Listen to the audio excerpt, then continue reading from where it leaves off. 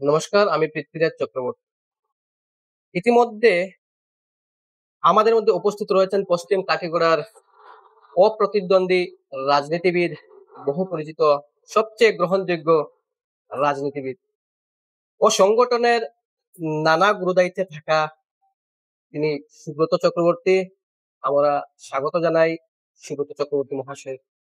নমস্কার। সুব্রত চক্রবর্তী মহাশয়, আপনাকে আমাদের বাতায়ন ডিজিটালের পর্দায় প্রথমবারের জন্য স্বাগত জানাই এবং আপনার এই সময় দেওয়ার জন্য আপনাকে ধন্যবাদ।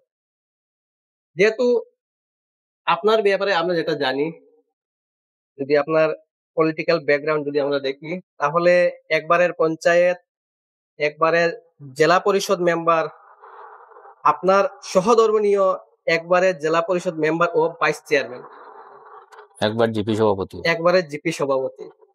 এখানে শুধু নয়, বিজেপি সংগঠনের মজদুর মোর্চা জেলা সভাপতিও ছিলেন আপনি, সংগঠনের যুব মোর্চা সভাপতি কালাইন মন্ডল, এবং নানা সময় নানা গুরুদায়িত্বে আমরা দেখতে পেয়েছি আপনাকে। তো আমরা এখান থেকে শুরু করব আমাদের আজকের এই অনুষ্ঠান পর্ব। আপনার একটি নাম যেটা রাঙ্গা, আপনার এতদ অঞ্চলে দেখা যাচ্ছে যে বহুলভাবে পরিচিত রাঙ্গা বলে। এই যে রাঙ্গা ডাকের পিছনে কারণটা কি? সবাই ছোট বড় সবাই রাঙ্গা এতদ অঞ্চলে বলা হয়, তার মানে একজনই সেই ব্যক্তি, সুব্রত চক্রবর্তী। আপনি যে কথাটা বলেছেন তারা হলো আমার পরিবারের, আমার ভাই বোন যারা সবচেয়ে ছোট আমি। তো আমার ভাতিজা এবং ভাইগনা ভাগ্নি যারা রয়েছেন সবাই আমাকে রাঙ্গা বললে। আর তা থেকেই আমাদের পাড়ার বা এই লোকালিটি যারা আছে, অর্থাৎ আমার ভাতিজা ভাইগনা, এরা যে ক্লাসমেট বা সহকর্মী যারা, এরা সবাই আমাকে রাঙ্গা বলতো। আর রাঙ্গা বলার পর থেকে আমার লোকালিটি যারা বুথ ফ্যামিলির সবাই আমাকে এখন রাঙ্গা বলে। এটা আমাদের যেহেতু বাসার ভাতিজা ভাতিজি বা ভাইগনারা রাঙ্গা বলে, তার থেকে এটা প্রচলিত হয়েছে। তো যেহেতু আপনার রাজনীতির ময়দানে অনেক সুনাম, নানা সময় নানা গুরুদায়িত্ব আপনি পালন করেছিলেন, আমি আপনার এই প্রসঙ্গে যাওয়ার আগে আমরা জানতে পারলাম যে অতীতে আপনি একজন সাংবাদিক ছিলেন, সুনাম খ্যাত পত্রিকার সাংবাদিকতায় ছিলেন। সাংবাদিকতা ছেড়ে রাজনীতির ময়দানে আপনার কিভাবে উত্তরণ হলো বা এখানে অনুপ্রবেশ কিভাবে হলো, এই বিষয়টা যদি একটু বলেন। দেখেন, ছাত্র জীবন থেকে আমি বিভিন্ন স্বেচ্ছাসেবী সংগঠনের সঙ্গে জড়িত ছিলাম। যেমন আমি বলতে পারি, বরাক উপত্যকার বিভিন্ন স্বেচ্ছাসেবী সংগঠনের সঙ্গে আমি কাজ করেছি। আমার নিজস্ব একটা এনজিও রয়েছে, দীর্ঘকাল সমাজ উন্নয়ন সংস্থা। তো আমি দলীয় রাজনীতির আমার কোনো ইচ্ছা ছিল না। আমি এনজিও অর্থাৎ স্বেচ্ছাসেবী সংগঠনগুলো কাজ করতাম, পছন্দও করতাম। ছাত্র জীবন শেষ হওয়ার পরে আমি 2-4 জন লোকের কথায় আমি সাংবাদিকতা শুরু করি। তখন আমাদের বরাক উপত্যকায় বহুল প্রচলিত দৈনিক সোনার কাছার, দৈনিক সোনার কাছারের আমি যাই। সেখানে গিয়ে ওনাদের কর্তৃপক্ষের সঙ্গে আমি আলাপ করি। ওনারা আমাকে স্বাগতম জানালেন এবং আমি তারপর থেকে দৈনিক সোনার কাছার এবং দৈনিক পান্থজয়ীতে আমি লেখা শুরু করি। প্রায় 4-5 বছর আমি সোনার কাছারে কাজ করেছি, অর্থাৎ আমি কাঠিগড়ার প্রতিনিধি ছিলাম। আমি যখন সাংবাদিকতা করেছি তখন আমরা অনেক কষ্ট করতে হয়েছে। আজকের দিনে যেমন মোবাইল দিয়ে আপনারা বা অনলাইনে আমরা সবকিছু করতে পারি, আমরা তখন ফ্যাক্স ছিল। আমি এখান থেকে গিয়ে কালাইনে ফ্যাক্স করতে হতো। যদি কালাইন কোনো কারণে ফ্যাক্স ফেল হতো তাহলে আমরা বদরপুর যেতে হতো। এইরকম আমরা সাংবাদিকতা করেছি। তো সাংবাদিকতা করার সুযোগে তৎকালীন আমাদের কাঠিগড়ার বিজেপির প্রয়াত প্রাক্তন বিধায়ক কালীরঞ্জন দেবের সঙ্গে আমার পরিচয় হয় এবং ঘনিষ্ঠতা বাড়ে। তো 2001 সালে প্রয়াত বিধায়ক কালীরঞ্জন দেব আমাকে একদিন বললেন যে রাজনীতিতে আসার জন্য। আমি তখন ওনাকে বলেছিলাম যে রাজনীতি করার তেমন আমার কোনো ইচ্ছা নেই, আমি বিভিন্ন ধরনের সামাজিক সংগঠনের সঙ্গে জড়িত, সেটাই আমি কাজ করব। সামাজিক সংগঠন বলতে গিয়ে আমি 1994 আমি কাছাড় জেলাতে বেস্ট সোশ্যাল ওয়ার্কার সম্মান পেয়েছি। তখনকার সময় আমাদের কাছাড়ের ডিসি ছিলেন মিস্টার MS রাও। হ্যাঁ, স্বামী বিবেকানন্দের জন্মদিন যুব দিবসে আমাকে সেই ওয়ার্ডটা দেওয়া হয়েছে। তারপরেও আমি আম্বেদকর ফেলোশিপ পেয়েছি, এরকম অনেক আমি পেয়েছি স্বেচ্ছাসেবী সংগঠনের মাধ্যমে। তো কালীবাবু আমাকে প্রথম প্রস্তাব দিয়েছিলেন রাজনীতি আসার জন্য, উনাকে আমি সম্মান করতাম। তো আমি বলছিলাম তখন যে আমি দলীয় রাজনীতির থেকে আমার স্বেচ্ছাসেবী সংগঠনের কাজ করাটাই ভালো। তো তার পরবর্তীতে যখন পঞ্চায়েত নির্বাচন আসলো 2002 সালে, 2002 সালে নির্বাচন আসলো, তার আগে সম্ভবত পঞ্চায়েতে কোনো দলীয় প্রতীক চিহ্ন ছিল না। 2002 সালে যে পঞ্চায়েত নির্বাচন হয়েছিল, সেই নির্বাচনে দলীয় প্রতীক রাজনৈতিক দলে ব্যবহার করলো। সেই সময় আমাদের প্রয়াত বিধায়ক কালীরঞ্জন দেব আমাকে, মানে রাজনীতি দলের যে মানে দলীয় প্রতীক ব্যবহার করাটা কোন দলের মানে কথা আপনি বলছেন? না, সব দলেরই তখন আমার জানা মতো মানে 2002 সালে যে পঞ্চায়েত নির্বাচন হয়েছিল, সেই নির্বাচনে রাজনৈতিক দলগুলা তাদের প্রতীক চিহ্ন পঞ্চায়েত নির্বাচনে ব্যবহার করেছে। মানে পঞ্চায়েত ইলেকশনে 2002 থেকে এই প্রতীক চিহ্ন ব্যবহার করা হয়েছে আমার জানা মতো। তখন কালীবাবু আমাকে বললেন যে সুব্রত, উনি আমাকে সুব্রত বলতে ডাকতেন, যে সুব্রত তুমি এবার জিপি সভাপতি খেলতে হবে ভারতীয় জনতা পার্টির পক্ষ থেকে, মহাদেবপুর জিপিটা, আমার জিপিটা হলো মহাদেবপুর জিপি। আমি তখন ওনাকে প্রথম অস্বীকার করেছিলাম। তারপরে উনি যখন আমাকে বারবার বলতে থাকলেন যে না, তোমাকে খেলতে হবে, তো ওনাকে যেহেতু আমি সম্মান করি, ওনার কথাটা আমি শর্ট করে মেনে নিতে বাধ্য। এবং আমি বাসাতে এসে আমার অভিভাবক যারা আছেন ওনাদের সঙ্গে আমি আলোচনা করলাম। ওনারাও বললেন যে ঠিক আছে, উনি যখন বলছেন তুমি সিদ্ধান্ত লো, কি করবে। তারপরে কালীবাবুরই চেষ্টায় আমি দলীয় রাজনীতিতে আসি এবং 2002 সালে যে পঞ্চায়েত নির্বাচন হয়েছিল, সেই নির্বাচনে ভারতীয় জনতা পার্টি আমাকে মহাদেবপুর গাঁও পঞ্চায়েতের জিপি সভাপতি হিসাবে দলীয় প্রার্থী মনোনয়ন করে এবং আমি সেই সময় নির্বাচনে প্রতিদ্বন্দ্বিতা করি। আর সেই সময় যাকে কংগ্রেসের প্রার্থী করা হয়েছিল, উনি আমাদেরই পাড়ার দুলালকান্তি পাল, আজকের দিনে উনি আমাদের মধ্যে নেই, উনি আমাদের সামাজিক গার্জিয়ানও ছিলেন, ওনার ছেলের ক্লাসমেট ছিলাম আমি। যাই হোক, দল যখন আমাকে টিকিট দিয়েছে আর কংগ্রেস থেকে ওনাকে দিয়েছিল, তো আমরা প্রতিদ্বন্দ্বিতা করেছি। প্রতিদ্বন্দ্বিতা করে আমি 500-এরও অধিক ভোটে সেই সময় 2002 সালে মহাদেবপুর গাঁও পঞ্চায়েতের সভাপতি নির্বাচিত হয়েছিলাম। আর সেই নির্বাচিত হওয়ার পর থেকেই আমি সক্রিয়ভাবে রাজনীতি শুরু করি। তার আগে বিজেপির আমি 94-তে বিজেপি আমি সমর্থক ছিলাম, বিজেপি সাপোর্টার ছিলাম, ভোটের যে সময় বিজেপিকেই ভোট দিতাম। কিন্তু আমি জিপি সভাপতি হওয়ার পরে আমি সক্রিয়ভাবে রাজনীতি আমি শুরু করি। তারপরে দল বিভিন্ন সময় আমার বিভিন্ন দায়িত্ব দিয়েছিল, যেমন আমি তখন আমাদের মণ্ডল ছিল কালাইন ব্লক মণ্ডল, সেই সময় আমি 2বার কালাইন ব্লক মণ্ডলে যুব মোর্চার সভাপতি হয়েছি, দল আমাকে দিয়েছে। যুব মোর্চার কাছাড় জেলার কমিটির সভাপতির দায়িত্ব আমি পালন করেছি, সম্পাদকের দায়িত্ব আমি পালন করেছি, মজদুর মোর্চার জেলা সভাপতির দায়িত্ব আমি পালন করেছি, ভারতীয় জনতা পার্টির কাছাড় জেলা কমিটি কার্যকরী কমিটির সদস্য আমি দায়িত্ব পালন করেছি। এছাড়াও আমাদের দলীয় সংগঠন যে নির্বাচন হয়, দলীয় সংগঠনের বিভিন্ন সময় আমি বিভিন্ন এআরও বা অন্যান্য দায়িত্ব আমি পালন করেছি।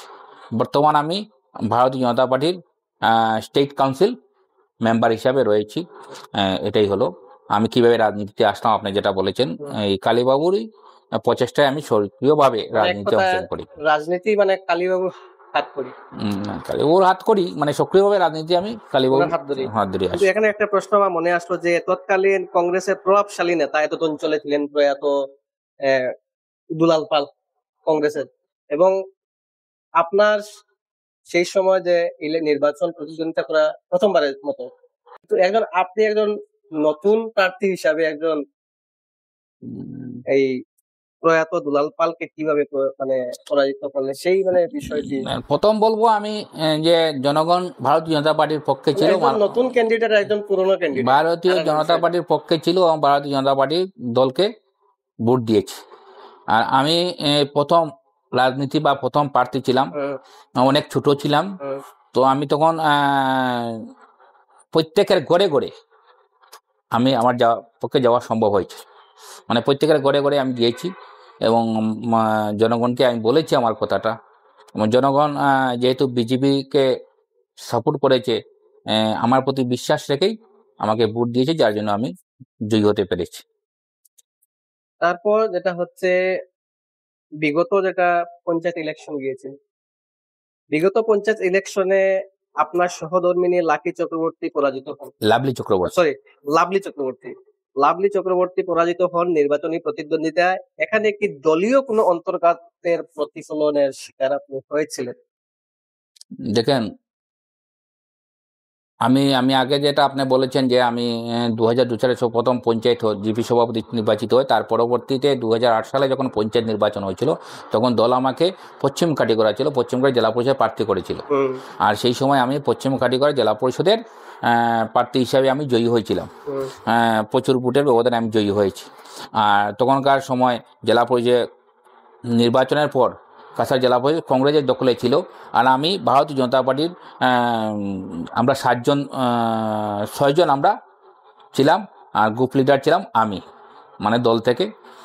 তার পরবর্তী সময়ে রিজার্ভেশন বিভিন্ন কারণে তার পরবর্তী সময় যখন পঞ্চায়েত নির্বাচন হয় তখন আমার মিসেসকে দল মানে মহাদেবপুর জিপি সভানেত্রী হিসাবে প্রার্থী করেছিল, উনি জয়ী হয়েছেন। তার পরবর্তী সময়ে আমার মিসেসকে জেলা পরিষদ প্রার্থী করা হয়েছিল, উনিও নির্বাচিত হয়েছিলেন এবং দলের পরবর্তী সময় ওই প্রথম কাছাড় জেলা পরিষদ বিজেপির দখলে আসে। আর আমার মিসেস লাভলি চক্রবর্তীকে দল থেকে জেলা পরিষদের সহসভানেত্রী হিসেবে প্রার্থী চয়ন করা হয়েছিল এবং তিনি দক্ষতার সঙ্গে গত 5 বছর তিনি কাছাড় জেলা পরিষদের সহসভানেত্রীর দায়িত্ব পালন করেছেন। তো গত পঞ্চায়েত নির্বাচনে কি হয়েছিল, গত পঞ্চায়েত নির্বাচনে লাভলি চক্রবর্তীকে দলের টিকিট দিয়েছে, এখানে ডিলিমিটেশন হয়েছে। প্রথম কথা হলো ডিলিমিটেশন হয়েছে, ডিলিমিটেশন হওয়ার পরে আমাদের যে জেলা পরিষদ যে সিট ছিল এটা ছিল প্রথম ছিল পশ্চিম কাটিগড়া, তারপরে হলো এবার মহাদেবপুর গুমরা জেলা পরিষদ। আগে আমাদের 6টা জিপি ছিল, এখন ভৈরবপুর একটা জিপি আমাদের জেলা পরিষদের সঙ্গে ডিলিমিটেশনের পরে প্লাস হয়েছিল। সেখানে আমরা দেখেছি মাইনরিটি প্রভাব জিপি, অর্থাৎ এখানে প্রায় 5,000-এর অধিক ভোট মাইনরিটি ভোট, 5,000-এর ভোট অধিক ভোট মাইনরিটি ভোট, যার জন্য মাইনরিটি বাইরে আমাদেরকে ভোট দেননি, 1 নম্বর।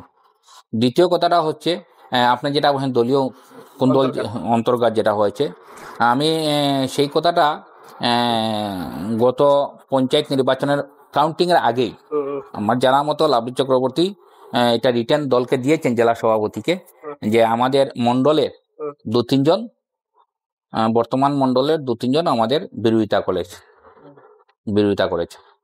তো সব মিলে একদিকে মাইনরিটি প্লাস হয়েছে, অন্যদিকে আমাদের দলের বর্তমান মণ্ডলের 2-4 জন বিরোধিতা করেছেন, যার জন্য এবার লাভলি চক্রবর্তী কিছু ভোটে পরাজিত হয়েছে।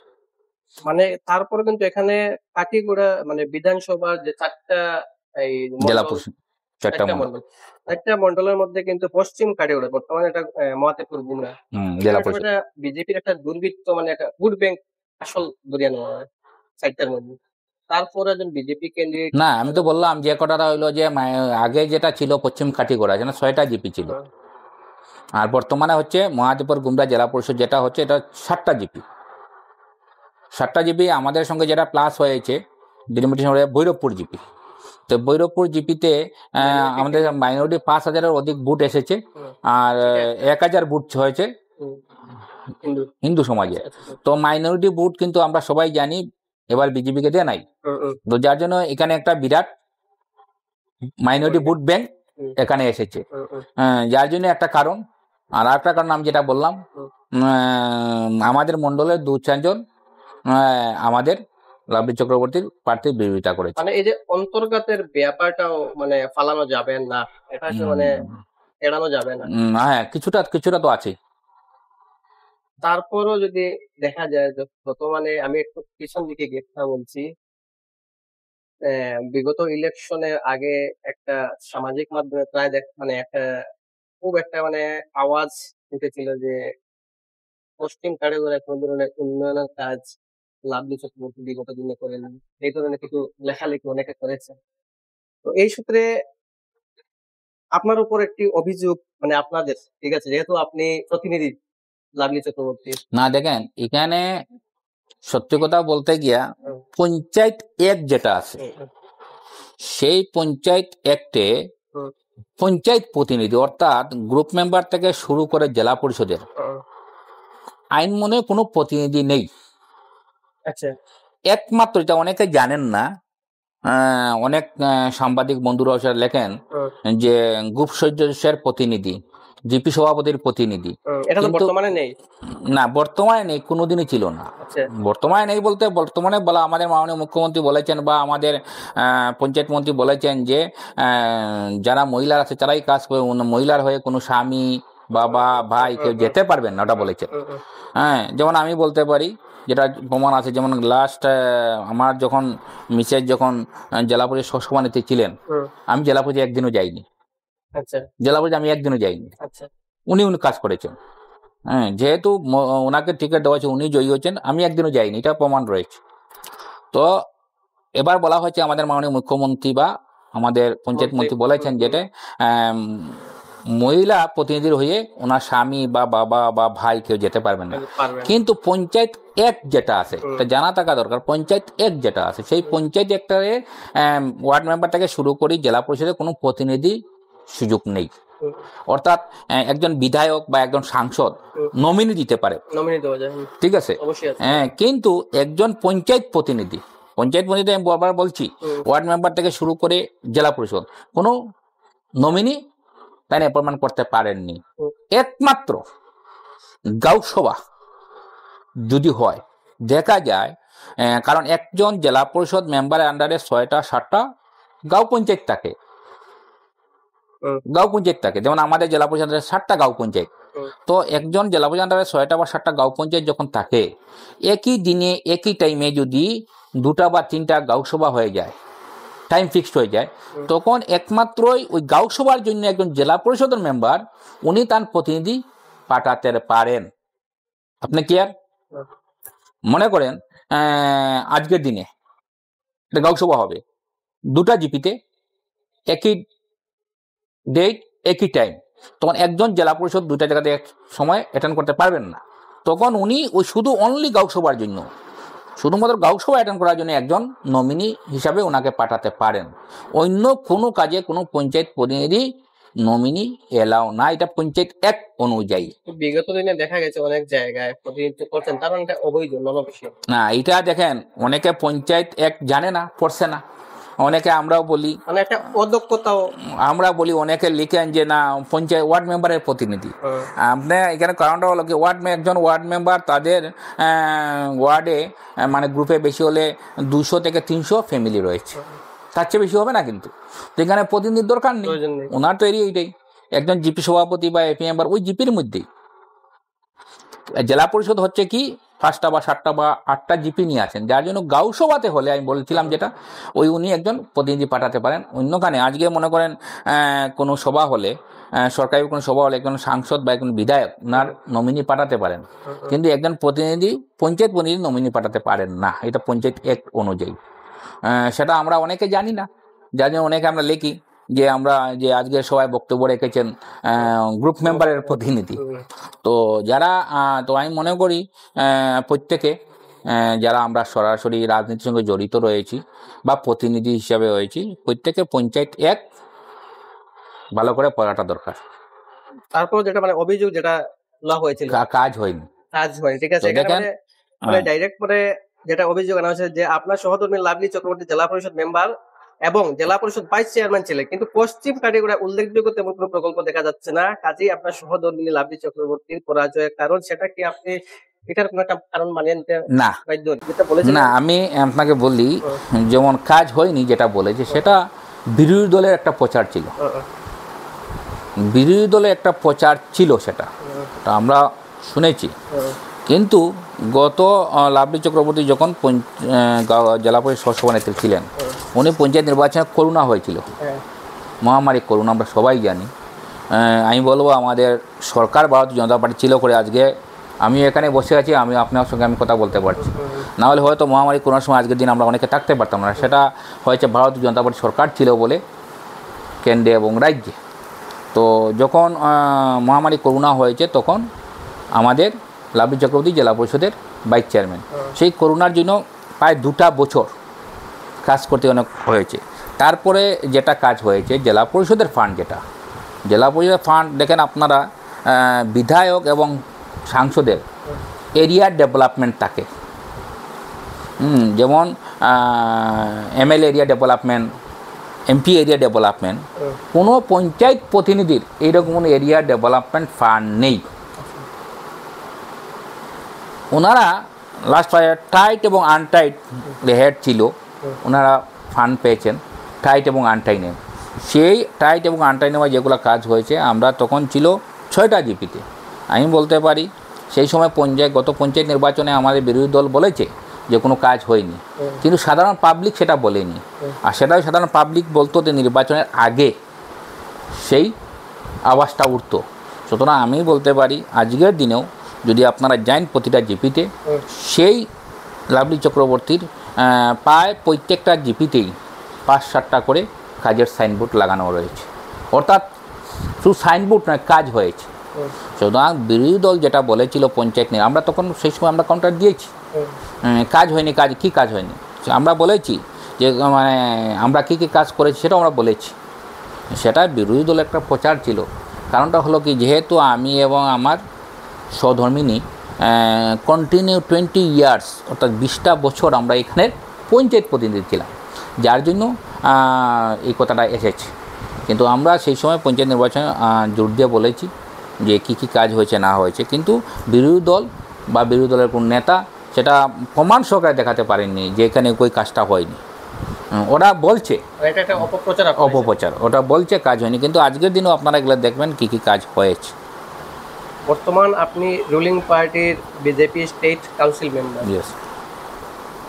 যেটা হচ্ছে আপনি পশ্চিম কাটিগুড়া মন্ডল, যেটা বর্তমানে গুমরা মহাদেবপুর গুমরা না মন্ডল হচ্ছে পশ্চিম কাটিগড়া মন্ডল, জেলা হচ্ছে মহাদেবপুর গুমরা জেলা পরিষদ। তো আপনার এই এলাকায় পশ্চিম কাটিগড়ায় আন্তঃজেলার কংগ্রেস কংগ্রেসের বিধায়ক কমলাক্ষ দে পুরকায়স্থ বেশ কিছু প্রকল্পের শিলান্যাস মানে প্রতিনিয়তই করে যাচ্ছেন। স্থানীয় বিধায়ক খলিলুদ্দিন মজুমদার এই ব্যাপারে মন্তব্য করেছেন যে এইসব যে প্রকল্প বাস্তবে কতটুকু কী হবে বা সেটার বৈধতা চিন্তার বিষয়। তো এখানে আপনার মতামত কি থাকবে? দেখেন, বর্তমান কাটিগড়ার বিধায়ক কংগ্রেসের খলিলুদ্দিন মজুমদার, আমি বলবো উনি সম্পূর্ণ ফেল হয়েছে। কাটিগড়ার উন্নয়নে উনি সম্পূর্ণভাবে ফেল হয়েছে। আর আপনি যেটা বলছেন যে উত্তর শ্রীভূমির বিধায়ক কমলাক্ষ ওইখানে শিলান্যাস করছেন, আমরা সবাই জানি, যদিও এখনও তিনি বিজেপিতে যোগদান করেননি, তার জন্য আমিও কংগ্রেসের বলতে বাধ্য। হ্যাঁ, উনি বিজেপিতে যোগদান করেননি, সেটা দলের সিদ্ধান্ত নেবে। কিন্তু ইতিমধ্যে আমরা দেখেছি বিগত প্রায় বছর দেড়েক থেকে উনি আমাদের মাননীয় মুখ্যমন্ত্রী, আমি বলতে পারি যে সর্বকালের সর্বশ্রেষ্ঠ মুখ্যমন্ত্রী মাননীয় হিমন্ত বিশ্ব শর্মার বা বিজেপি সরকারের গুণগান গাচ্ছেন। এবং ওনার যে ভুল ছিল সেই ভুলটা মনে হচ্ছে উনি ভাঙতে পেরেছেন। যে আগে উনি কংগ্রেস ছিলেন, যে কংগ্রেস যে কোনো ওনার বক্তব্য থেকে যেটা আসছে, উনি যার জন্য বিজেপি সরকারে উনি সমর্থন করছেন, কংগ্রেসের থেকেও বিজেপি সরকারকে সমর্থন করছেন, মাননীয় মুখ্যমন্ত্রীকে সমর্থন করছেন। আর আমার জানা মতো যে শিলান্যাস যে ইদানিংকালে যেটা হচ্ছে সেটা শুধু কাটিগড়ায় নয়, যেমন আমাদের বড়কলায় হচ্ছে, সুনাইয়ে হচ্ছে, কাটিগড়ায় হচ্ছে, ধলাইয়ে হচ্ছে। তো আমাদের কাছাড় জেলাতে কাটিগড়া, সোনাই এবং বড়কলাতে আমার দলীয় বিধায়ক নেই, যার জন্য অন্যরা শিলান্যাস করছেন। যেমন আমরা দেখেছি যে আমাদের মাননীয় সাংসদ বড়কলায় শিলান্যাস করছেন। আমাদের কাটিগড়াতে আমার জানার মতো প্রায় 30 কোটি টাকা এসেছে। রোড ডেভেলপমেন্টের জন্য, রাস্তার কাজের জন্য। এইগুলা আমাদের মাননীয় মুখ্যমন্ত্রী, আমার জানা মতো আমরা যেটা শুনেছি, মুখ্যমন্ত্রী কমলাক্ষ বাবুকে দায়িত্ব দিয়েছেন সেই ডেভেলপমেন্ট মানে দেখাশোনা করার জন্য, শুনেছি যেটা। উনি সেই হিসাবে উনি শিলান্যাস করছেন। কিন্তু একটা কথা আমি বলতে পারি, উনি আমাদের বিজেপি সরকারের টাকার শিলান্যাস হচ্ছে, উনি সাইনবোর্ডে ওনার নাম রয়েছে, উনি শিলান্যাস করছেন। কিন্তু শিলান্যাস অনুষ্ঠানে আমাদের 4টা মণ্ডল রয়েছে, সেই 4টা মণ্ডলের শিলান্যাস মণ্ডল স্তরের বা জেলা স্তরের তেমন কোনো কার্যকর্তা আমাদের চোখে পড়েনি। তো আমি মনে করি যদি মণ্ডল বা জেলা স্তরে এবার মানে শিলান্যাস হতে ভালো হতো, যেহেতু ভারতীয় জনতা পার্টি সরকারের টাকার শিলান্যাস হচ্ছে, তো উনি শিলান্যাস করছেন, কিন্তু মণ্ডল স্তরের কোনো কার্যকর্তা বা জেলা স্তরের কোনো কার্য সেখানে উপস্থিত আমাদের চোখে পড়েনি। যাই হোক, আমি শুনেছি ওনার বক্তব্য থেকে যে উনি আগামীতে হয়তোবা বিজেপিতে যোগদান করবেন, এটা দল সিদ্ধান্ত নিবে। বিগত দিনে আগামীতে সত্যরঞ্জন কলেজে নিযুক্ত ময়না প্রকল্পের ফর্ম পাঠা হয়েছিল, সেখানে কমলাক্ষ বাবু কোনো বিজেপির কোনো কার্যকর্তা দেখা যায়নি। না, আমরা দেখেছি সংবাদ মাধ্যমে দেখেছি। সেই ব্যাপারে দল সিদ্ধান্ত নিবে, দল কী করবে সেই ব্যাপারে তো আমার বলার কিচ্ছু নেই। তো আমি এটাই বলতে পারি, আমি যেটা আগে বলেছিলাম যে শিলান্যাস বা কোনো রাষ্ট্রে যদি মণ্ডল স্তরে জেলা তার কার্যকর্তা ওরা থাকতে ভালো। বলছেন যে এটা কতটুকু বৈধ অবৈধ? না, খলিলবাবু তো আমি আগেই বললাম, খলিলবাবু কী বলছেন না বলছে সেটা আমি দেখিনি, কিন্তু খলিলবাবু উনি কংগ্রেসের বিধায়ক কাঠিগড়ার, কিন্তু কাঠিগড়ার ডেভেলপমেন্টের প্রশ্নে উনি আমি বলবো উনি সম্পূর্ণভাবে ব্যর্থ হয়েছে।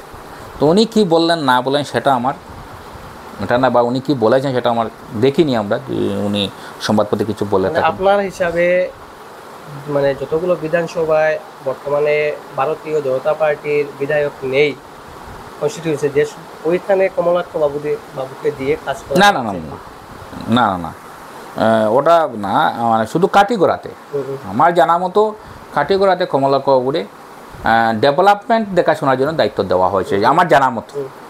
এবং এখানে কোনো দলীয় বিধায়ক নেই, দলীয় বিধায়ক নেই।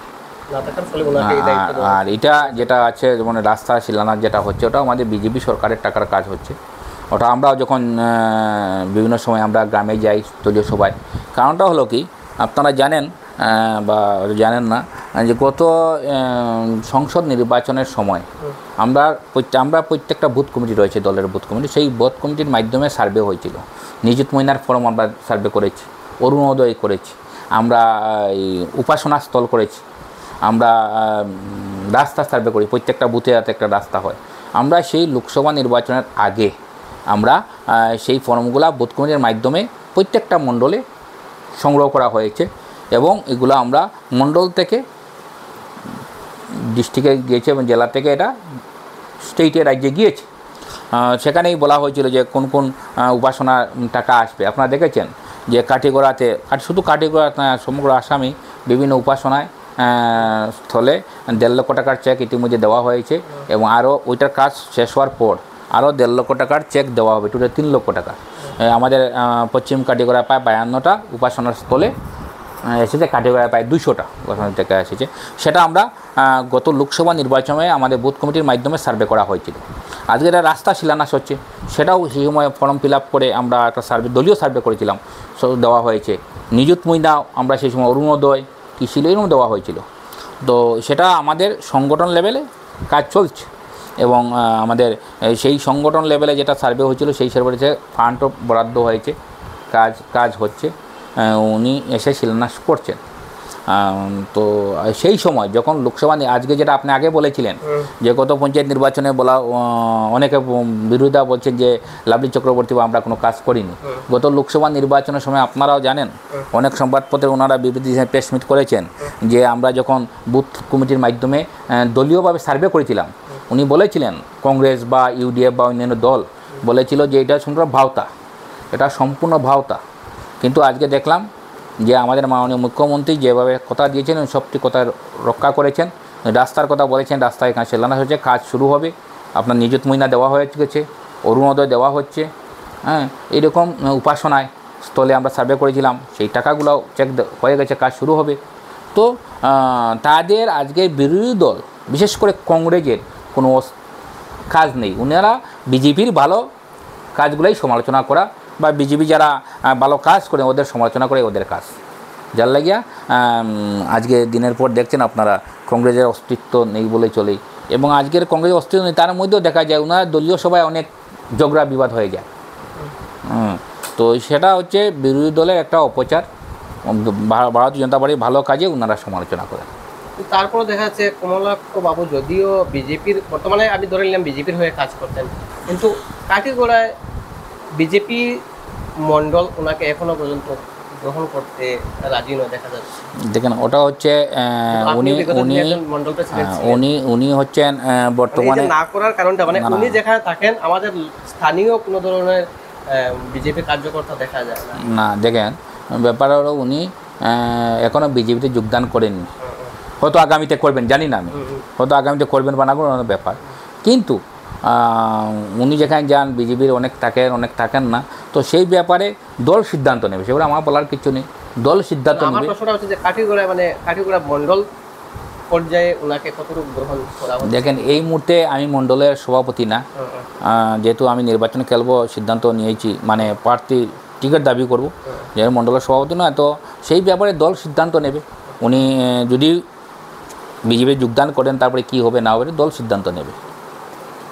যেহেতু আপনি বিগত দিনে পশ্চিম কাঠিগড়া মন্ডলের প্রেসিডেন্ট ছিলেন, সভাপতি, আপনাকে সরিয়ে নিরাপদ দেবকে পশ্চিম কাঠিগড়া মন্ডল প্রেসিডেন্টের পদ দেওয়া হয়, এবং নিরাপদ দেব কমলাক্ষ দেবপুরকাস্ত মহাশয়ের খুব কাছের মানুষ বর্তমানে আমরা দেখতে পাচ্ছি, এবং আপনি হয়তো অবগত, সামাজিক মাধ্যমে অনেক প্রচার হচ্ছে, ফটো দেখা যায় প্রায়ই, এবং নিরাপদ দেবের উপর সংগঠন চালানোর বহু অভিযোগ উত্থাপিত হয়েছে বিগত দিনে। তো আপনার দৃষ্টিতে কিভাবে দেখছেন এই যে নানা অভিযোগ উঠছে, এখানে কি কোনো ধরনের ব্যর্থতার সম্মুখীন হচ্ছেন নিরাপদবাবু? দেখেন পশ্চিম কাঠিগড়া মন্ডলটা নতুন হয়েছে, এখনও সম্ভবত 2 বছর হয়নি। তো প্রথম যখন আমরা সাংগঠনিক কাজকর্ম করতে গিয়ে মণ্ডলটাকে ভাগ করা, আগে কালাইন মণ্ডল ছিল, তো দল থেকে আমাকে মণ্ডল কমিটি যখন ডিক্লেয়ার হয়েছে সভাপতির দায়িত্ব আমাকে দেওয়া হয়েছিল। আমি প্রায় বছর খানেক মণ্ডল সভাপতি ছিলাম, এডক কমিটির মণ্ডল সভাপতি ছিলাম। এডক কমিটির মানে তখন তো নতুন মণ্ডল হয়েছে, মানে এটা টেম্পোরারি টাইপের কোনো কিছু? টেম্পোরারি টাইপ না, মানে দল থেকে আমাকে দেওয়া হয়েছিল। তো এটা মানে দল থেকে আমাকে দেওয়া হয়েছিল, আমাদের সিস্টেম হলো নিচ থেকে যাওয়া আর কি। তো আমি 1 বছর মণ্ডল কমিটির সভাপতি ছিলাম, এবং আমার সময়ে আমি এখানে সাংসদ নির্বাচনটা পেয়েছি, অর্থাৎ সাধারণ নির্বাচন যেটা এখানে নির্বাচন হয়েছেন, এবং আমাদের যিনি প্রার্থী ছিলেন বর্তমান সংসদ মাননীয় পরিমল শুক্লবৈদ্য মহাশয়, ওনাকে গত লোকসভা নির্বাচনে আমি যখন মণ্ডল সভাপতি ছিলাম, ওনাকে আমরা পশ্চিম কাঠিগড়া মণ্ডল থেকে 25,000 ভোট দিতে পেরেছি। 25,000 ভোট আমরা দিতে পেরেছি, উনি পেয়েছেন পশ্চিম কাঠিগড়া মণ্ডল থেকে। তার পরবর্তী সময় আমরা সংগঠনের নিয়ম অনুসারে যখন আমাদের প্রাইমারি মেম্বারশিপ হলো বা তার পরবর্তী অ্যাক্টিভ মেম্বারশিপ হলো, তারপরেই আমাদের মণ্ডল বুথ কমিটি হলো, তারপরে মণ্ডল কমিটি হলো। তো মণ্ডল কমিটি যখন বলা হয়েছিল যে বয়সের ব্যাপারে, যে 45-এর বয়সের ঊর্ধ্বে কেউ মণ্ডল সভাপতি হতে পারবেন না, তো আমার বয়স যেহেতু 45-এর ঊর্ধ্বে, তো আমি মণ্ডল সভাপতি হিসাবে আবেদনও করিনি, এবং আমার ইচ্ছাও ছিল না।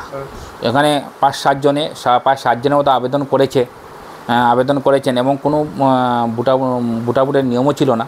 তো দল থেকে নিরাপদ দেবকে মণ্ডল সভাপতির দায়িত্ব দেওয়া হয়েছে। আমাকে সরানো, মানে আমি তো মণ্ডল সভাপতি মানে আবেদনও করিনি, মানে আপনার কথা হচ্ছে আমি নিজের ইচ্ছাকৃতভাবে আবেদন করিনি, মণ্ডল প্রেসিডেন্ট হিসাবে যোগদান করিনি না। কারণটা হলো যেহেতু বয়স বলা হয়েছিল আমার সংগঠনের তরফ থেকে, যে বয়স 45-এর ক্রাইটেরিয়া হয় নাই, তো আমার বয়স 45-এর বেশি, প্রায় 51 বছর, সুতরাং আমি তো আবেদন করার প্রশ্নই উঠে না। দলকে আমরা শ্রদ্ধা করি, দলকে ভালোবাসি, সুতরাং আদর্শ মেনে চলি। আমি মণ্ডল সভাপতি হিসাবে আমি আবেদন করি, সেই হিসাবে 7 জন আবেদন করেছিলেন, তার মধ্যে দল নিরাপদ দেবকে প্রার্থী মণ্ডল সভাপতি হিসাবে গ্রহণ করেছে।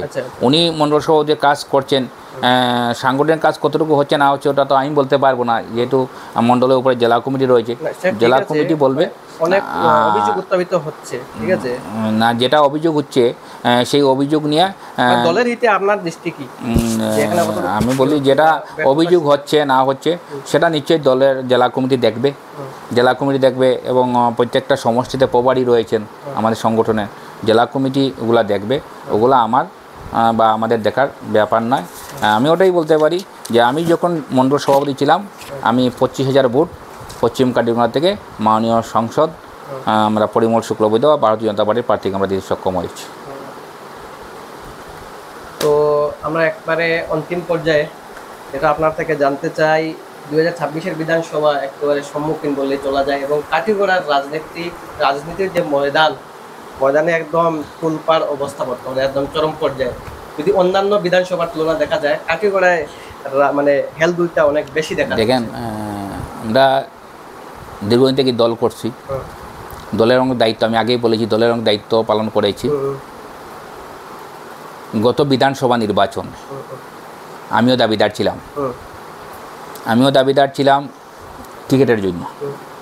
তো আমরা জানি দল একজনকে টিকিট দেবে, আমি দাবিদার ছিলাম, কিন্তু আমার জানা মতো যেগুলো আমাকে আমার দল থেকে বলা হয় না, জানা মতো যে দলেরভাবে যেভাবে সার্ভে হয়েছিল বা দলের অনেক কার্যকর্তার মতামত নেওয়া হয়েছিল, সেখানে আমার জানা মতো বিশেষত আমি যেটা জানছি যে আমি সেকেন্ড ছিলাম। আচ্ছা, আমি সেকেন্ড ছিলাম, কিন্তু আমি সেকেন্ড ছিলাম, দল আমাকে টিকিট দেয়নি। দল আমাদের আসামের প্রাক্তন মন্ত্রী গৌতম রায়কে টিকিট দিয়েছিল এবং গৌতম রায় প্রার্থী হয়েছিলেন, প্রতিদ্বন্দ্বিতা করেছেন, সামান্য ভোটে উনি পরাজিত হয়েছেন।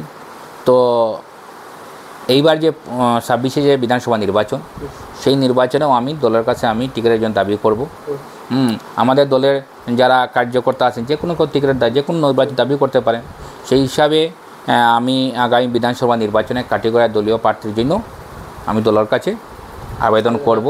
এবং আমি তো ইতিমধ্যে কাটিগড়াতে দীর্ঘদিন থেকে কাজ করে যাচ্ছি এবং গত বিধানসভা নির্বাচনে যেটা সার্ভে হয়েছিল বা এটা সাংগঠনিক স্তরে যেগুলো মতামত নেওয়া হয়েছিল, এখানে আমি বলবো যে আমি সেকেন্ড ছিলাম। এবারও আমি দাবি করব, দল যদি আমাকে টিকিট দেয়, আমার প্রতি বিশ্বাস রাখে, তাহলে তো আমি প্রার্থী হিসেবে প্রতিদ্বন্দ্বিতা করব। মানে এক কথা যেটা আপনাদের বুঝতে পারলাম যে 2026-এর বিধানসভা নির্বাচনে আপনাকে যদি দলের টিকিট দিয়ে থাকে তাহলে প্রতিদ্বন্দ্বিতা করব, প্রতিদ্বন্দ্বিতা আমরা দেখতে পাবো। এটা মানে একদম যেটা আপনার কাছে স্পষ্ট করে দলের কাছে আবেদন জানাবো, মানে আপনি আবেদন করবেন, মানে আপনি একজন প্রার্থী হিসাবে আবেদন করব, একজন প্রত্যাশী নিজের থেকে। আর দল যদি সেটাকে, এটা শুধু এই বছর নতুন না, আমি গত বিধানসভা নির্বাচনে করেছিলাম এবং আমাদের সংগঠনের কাটিগড়া প্রচুর সাড়া পেয়েছি। দল একজনকে টিকিট দিয়েছে, আমরা সাড়া পেয়েছি।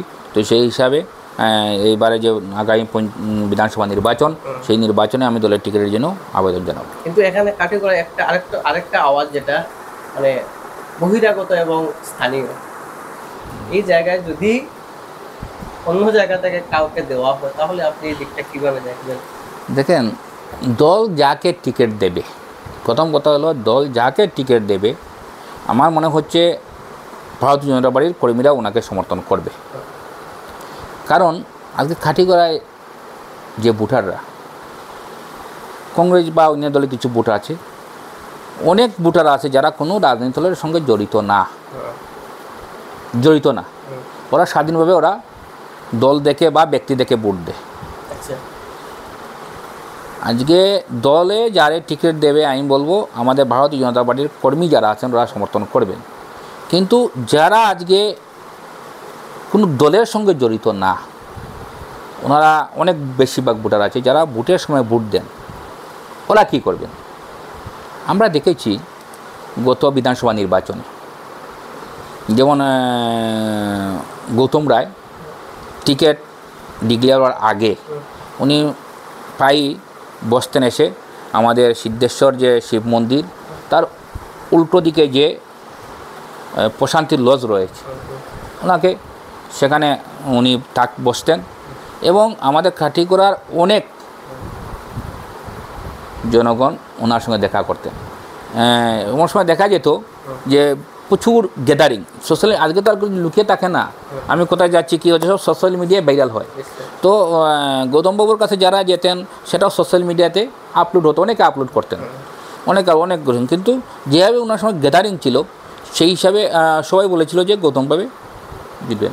কিন্তু গৌতমবাবুকে আমাদের ভারতীয় জনতা পার্টির কর্মীরা সমর্থন করেছে, কাজ করেছেন, কিন্তু উনি যেহেতু আমাদের কাঠিগড়ার বাইরের ছিলেন, তার জন্য কাঠিগড়ার মানুষের কিছু সে আছে যে আমাদের কাঠিগড়ার থেকে একজনকে এটাই এইবার এই বিধায়ক দেওয়া হোক, যে আমাদের লোকাল চাই। এটা কাঠিগড়ার আমজন যারা ভোটার, যে আম ভোটার যারা আছেন ওদের কিন্তু ফার্স্ট দাবি যে স্থানীয় প্রার্থী আমরা চাই।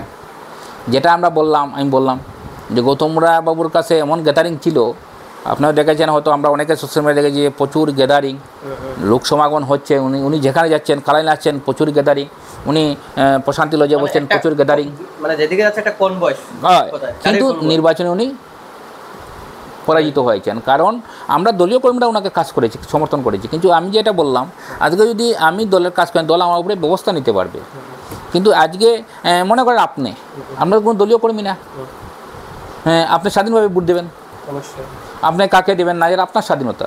তো আমরা আপনার কাছে আবেদন জানাবো যে ভারতীয় জনতা পার্টিকে আপনি ভোট দেন, ওই পার্টিকে ভোট দেন, আপনি দিতে পারেন না দিতে পারেন, আমরা আবেদন জানানোর অধিকার রয়েছে, মৌলিক অধিকার। সেই হিসাবে খাঁটি করার যারা মনে করে আপনার মতো যারা রয়েছে ভোটাররা, তারাই কিন্তু একটা আওয়াজ উঠছে যে স্থানীয় প্রার্থী চাই। কারণ বারবার খাঁটি করাকে বাইরের প্রার্থী আনিয়ে দেওয়া হয়েছে, শুধু যে কিন্তু প্রার্থী দেওয়া হয়েছে, যার জন্য একটা সর্বস্তরের ভোটার যারা আছেন মানে ওরাই বলছেন যে এখন স্থানীয় প্রার্থী চাই, সেটাকে আমরা সমর্থন করছি।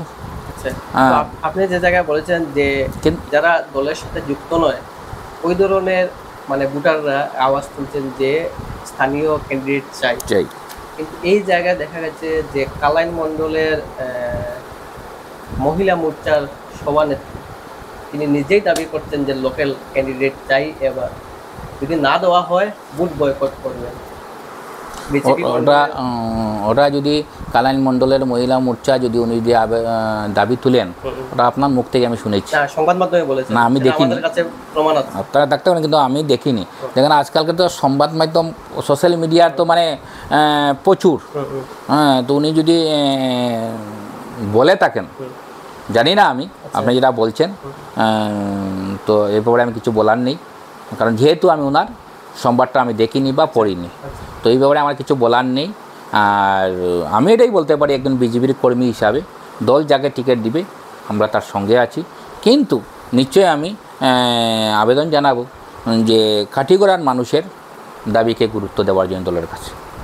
দল যদি এখানে যদি আপনি ধরেন বাহির থেকে কাউকে দিয়ে দেয় আবারও, তাহলে আপনি এটাকে অ্যাকসেপ্ট করবেন না? দেখেন বাইরটা আমি আগেই বললাম, শুধু আমি না দলে যাকে প্রার্থী করবে, আমরা লাস্ট ইয়ারে মানে অর্থাৎ গত বিধানসভা নির্বাচনে গৌতম রায়কে আমরা সবাই কাজ করেছি, আমরা দলীয় কর্মীরা কাজ করেছি, দল এবার যাকে দেবে তারই আমরা কাজ করব।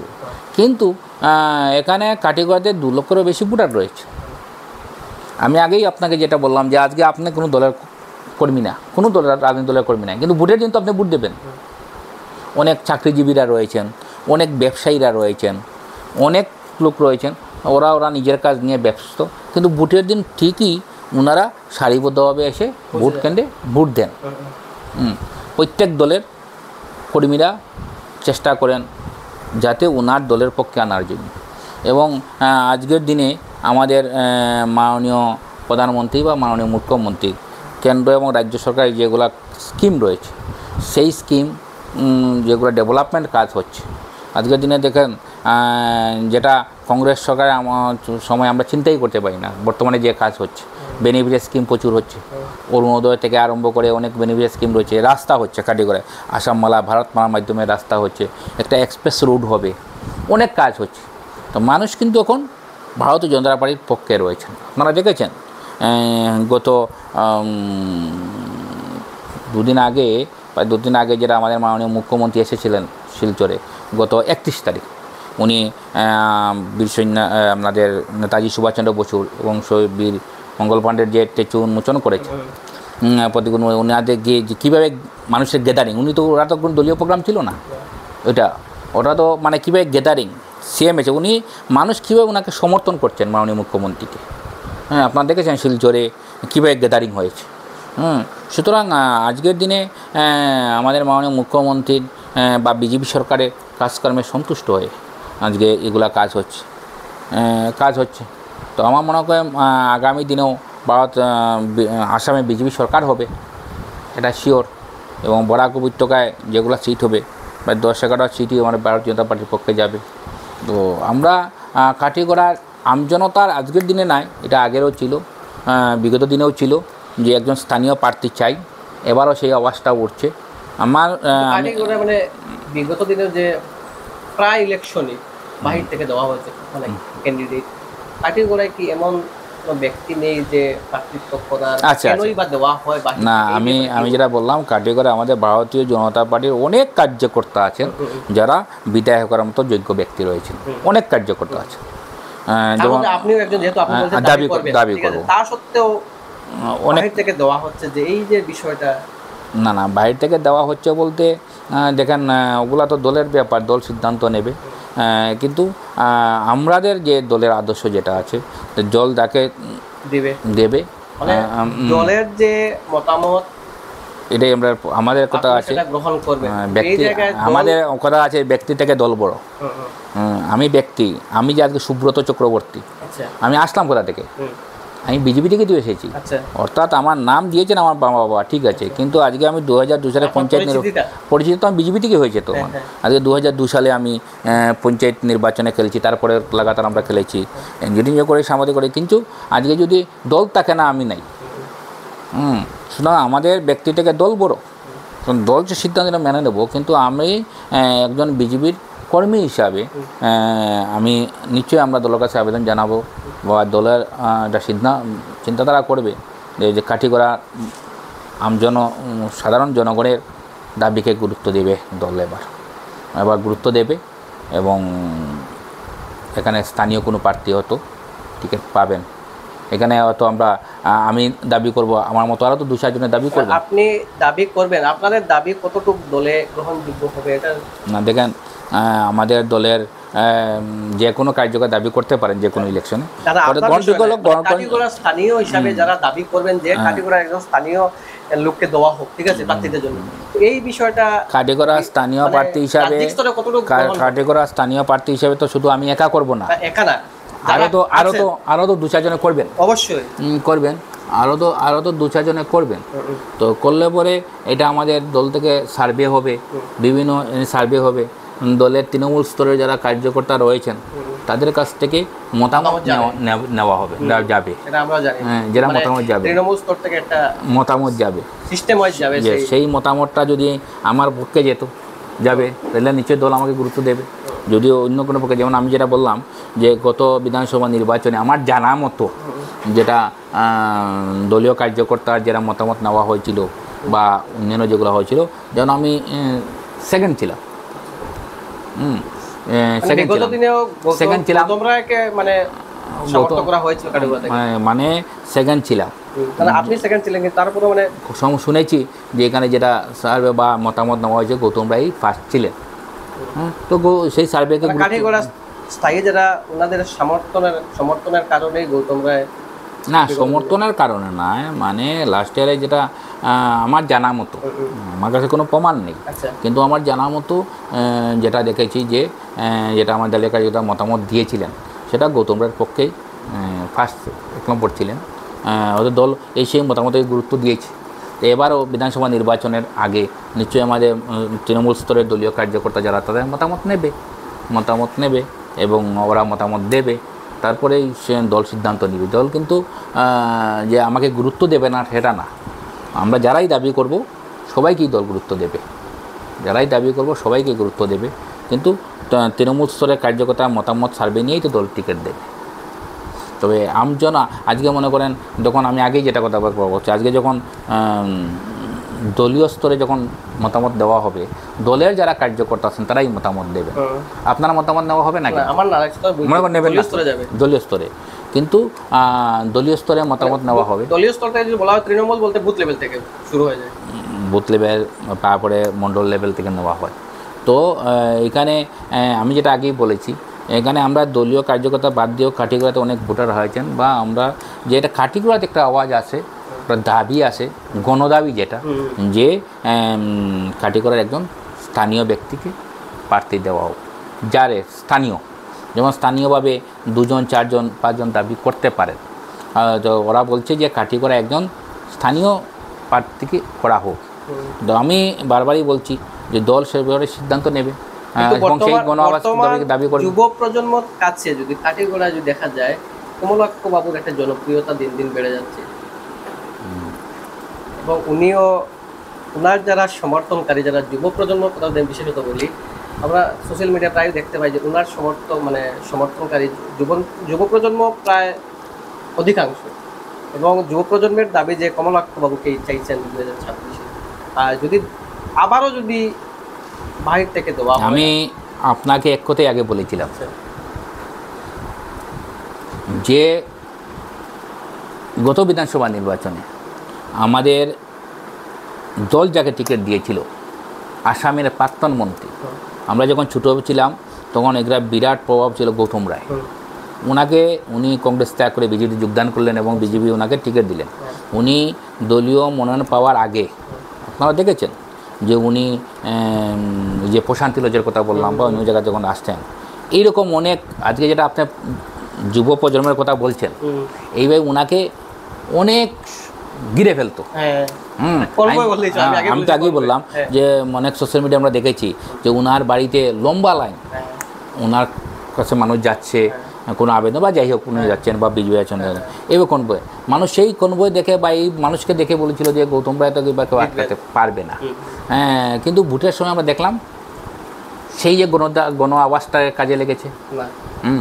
তো কমলাক্ষ বাবু এখন আসছেন, কাজ করছেন, আমি এটা বলবো না, আমি সেবারে কিছু বলবো না, কিন্তু আমি আপনাকে উদাহরণ দিয়ে বললাম যেটা গৌতম বাবু, মানে আমি সোজাসুজি আপনার থেকে সেটাই জানতে চাই যে যদি দল, আপনার মতামত হচ্ছে দল যাকে দেবে আপনার সমর্থন থাকবে, এটাই তো ক্লিয়ার।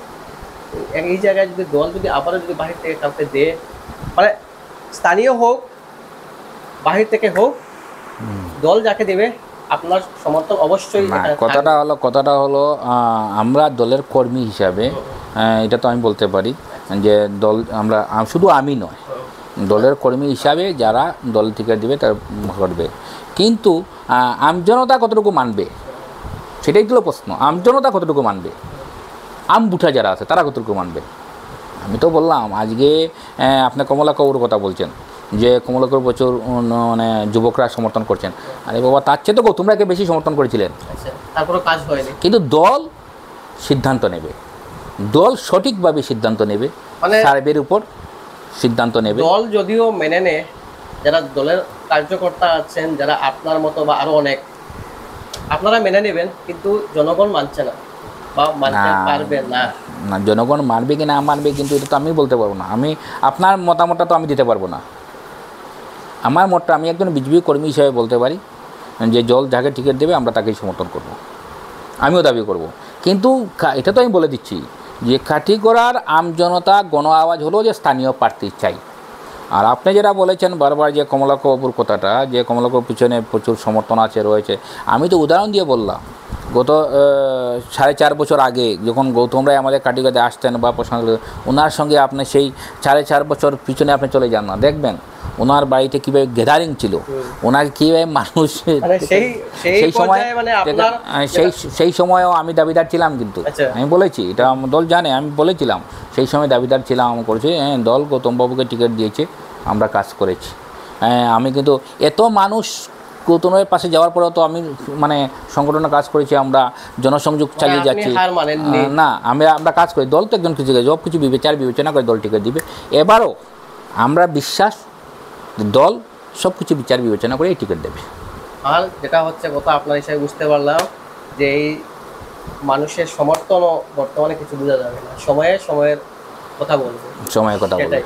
এই দৌড়ঝাঁপ কতটুকু কাজে লাগবে কি না লাগবে, যারা ক্যান্ডিডেট আছেন দাবিদার বিভিন্ন দলের সবাই চেষ্টা করবে জনসংযোগ, সবাই একটা মনে ইচ্ছা থাকে, সবাই জনসংযোগ চেষ্টা করবেন, এটা আপনি পঞ্চায়েত লেভেল বলুন আর যে কোনো স্তরে সবাই চেষ্টা করবেন যে আমি, কিন্তু দল তো একজনকে টিকিট দেবে, প্রত্যেক দলে একজনকে টিকিট দেবে। তো তো সেই হিসাবে আজকে যখন আজকে দেখেন কমলা কবু, আজকে কমলা কবু উনি এসে আমাদের সরকারের, আমি আগেই বলেছি সরকারের বা মুখ্যমন্ত্রীর গুণগান গাচ্ছে, ঠিক আছে। আমাদের সরকারের যদি ওনাকে কালকে টিকিট দেওয়া হয় না, উনি তো আর উনি কী করবেন? হ্যাঁ, তো ব্যাপার এই জায়গায় আমাদের প্রাক্তন যিনি আমাদের কাঠিগোড়ার বিধায়ক ছিলেন অমরচাঁদ জৈন মহাশয়, অমরদা, হ্যাঁ, উনি বলছেন যে কমলাক্ষ দেব পুত্রাস্ত বর্তমানে দু নৌকায় পা দিয়ে চলছেন, তখন ওনার কি হবে সেটা অঘটন বলা যেতে পারছে না। এবং পশ্চিম কাঠিগোড়ায় যেটা মহাদেবপুর গুমরা যেটা জেডপিসি ক্যান্ডিডেট বিগত দিনে ছিল বিজেপির, সেই এখানে প্রার্থী ছিলেন লাভলি চক্রবর্তী। লাভলি চক্রবর্তীকে হারানোর নেপথ্যে কমলাক্ষ বাবু তিনি সোজাসুজি বলে দিয়েছেন, কারণ বলছেন যে পশ্চিম কাঠিগোড়ায় দেখা গিয়েছে যে পশ্চিম কাঠিগোড়া মণ্ডল কমলাক্ষ বাবুকে অ্যাকসেপ্ট করছে, এবং দুই এক জায়গায় দেখা গেছে যে ওনাকে নিয়ে কমলাক্ষ বাবুকে নিয়ে কাঠিগোড়ার মণ্ডল সভাপতি নির্বাচনী প্রচার অভিযান চালিয়েছিলেন, এবং সেই জায়গায় বিজেপি পরাজিত। ঠিক আছে, ব্যাপারটা হলো অমরদা কি বলেছেন ওনার ব্যক্তিগত ব্যাপারটা, অমরদা কি বলছেন না বলছেন সবাই ব্যক্তিগত একটা রাজনীতি, সে তাকে কথা থাকে, সিদ্ধান্ত থাকে, চিন্তাধারা থাকে। আমার চিন্তাধারার সঙ্গে অন্য চিন্তা না মিলতে পারে, কিন্তু অমরদা কি বলছেন না বলছেন উনি বলেছেন উনি এক্স MLA, উনি আমি জানি না। কিন্তু আমি যেটা আগে বলেছি যে লাভলি চক্রবর্তী আর নিপত্যে আমি তো বললাম যে আমার মণ্ডলের 2-4 জন বিরোধিতা করেছে, যেটা লাভলি আমার জানা, কিন্তু আমি আগেই বলেছি বিরোধিতা করেছেন, এবং যেটা লাভলি চক্রবর্তী কাউন্টিংয়ের আগেই ডিস্ট্রিক্টে রিটার্ন দিয়েছে, আর 2-4 জন বিরোধিতা করেছে, আর বিশেষ করে মাইনরিটি ভোটটা প্লাস হয়েছে। তো ব্যাপার হলে নির্বাচনে তো হার জিত আসে, হার জিত আসে, কিন্তু বিধানসভা নির্বাচনে যেটা আমি বললাম, বিধানসভায় মানুষ কিন্তু ভারতীয় জনতা পার্টির পক্ষে থাকবেন। আসামের মাননীয় মুখ্যমন্ত্রীর, আমি একটাই বললাম না, 31 তারিখ শিলচর আপনারা দেখেছেন, উনি এসেছেন, আমরা দলগতভাবে তো আমরা কোনো ইয়ে করিনি, যে মানে যেত, কিন্তু মানুষের যে উৎসাহ, যে ইয়ং মানে যুব সমাজ যেটা আছে আপনারা দেখেছেন, যে সিএমকে দেখার জন্য, সিএমের সঙ্গে সেলফি তোলার জন্য কীভাবে উৎসাহ হুড়ফুর, তার কারণ অনেক জনসমর্থন রয়েছে ওনার প্রতি, আপনারা দেখেছেন। আমি সমস্ত শুধু শিলচরের সমস্ত আসামে এই জনসমর্থন রয়েছে। তো আগামী বিধানসভা, এটা সবাই জানে, আগামী বিধানসভা নির্বাচনে বিজেপি ক্ষমতায় আসবে। সুতরাং আমাদের কাঠিগোড়া যেটা আওয়াজ, এটাই আমার মনে হচ্ছে, আমি বারবারই বলছি বা বিভিন্ন প্ল্যাটফর্মরা বলে থাকি যে নিশ্চয় কাঠিগোড়া জনগণকে দল গুরুত্ব দেবে, এবং কাঠিগোড়া জনগণের মতামত গুরুত্ব দিয়ে এবার আমার আশা এবং আমার আবেদন সিদ্ধান্ত নেবে। ঠিক আছে, আপনাকে ধন্যবাদ আপনার এই মূল্যবান সময় দেওয়ার জন্য, এবং যারা দর্শকরা রয়েছেন আপনাদেরকে জানাই ধন্যবাদ। আমরা এই সাক্ষাৎকার থেকে জানতে পারলাম আপনারও জীবনের কিছু অতীতের কথা, গল্প যেটা জানতে পারলাম, যে একজন সাংবাদিকতা থেকে কিভাবে রাজনীতির ময়দানে অনুপ্রবেশ হয়, এবং 2026-এর বিধানসভা নির্বাচনী নিয়ে আপনার থেকে জানতে পারলাম আপনার মতামত বা দলীয় মতামত, এটা আপনার দৃষ্টিতে। ঠিক আছে, আপনারা এসেছেন বাতায়ন কর্তৃপক্ষকে আমি ধন্যবাদ জানাচ্ছি যে আপনারা এসে আমার মতামতটা তুলে ধরেছেন, আমিও আপনাদেরকে যতটুকু পেরেছি শেয়ার করেছি। তো আমিও চাইবো আগামীতে আমরা সঙ্গে থেকে কাজ করার জন্য, এবং এ বিষয়ে আপনাকে ধন্যবাদ।